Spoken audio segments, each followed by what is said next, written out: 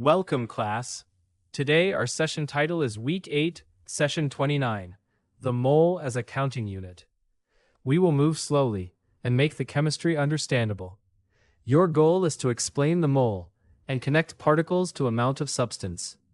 Listen for these key terms: mole, Avogadro's number, particle, formula unit, representative particle.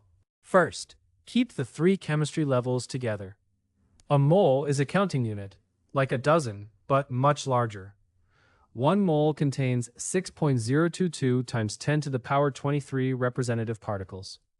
The representative particle could be atoms, molecules, ions, or formula units, depending on the substance. When you feel stuck, ask, what did I observe, what are the particles doing, and what symbol or calculation represents it? The core model is this. Use the mole when particles are too small to count directly.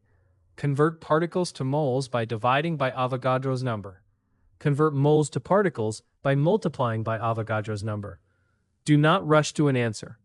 Build the model first, then let the model guide the calculation or explanation. Now let's work an example. Particles to moles. How many moles are in 3.011 times 10 to the 23 molecules of CO2? Divide by 6.022 times 10 to the 23 molecules per mole. The result is 0.5000 mole CO2. The particle unit cancels, leaving moles. Notice how the answer comes from evidence and reasoning, not from guessing. Here is a second example. 2 moles of helium atoms and 2 moles of water molecules contain the same number of representative particles, but not the same mass. The mole counts particles. Molar mass connects those particles to grams. Now answer this self-check. How many particles are in 1 mole? A strong answer should include 6.022 times 10 to the 23. Before you leave, practice actively. Task 1. Convert 2.50 mole O2 to molecules. Task 2. Convert 1.204 times 10 to the 24 atoms of He to moles.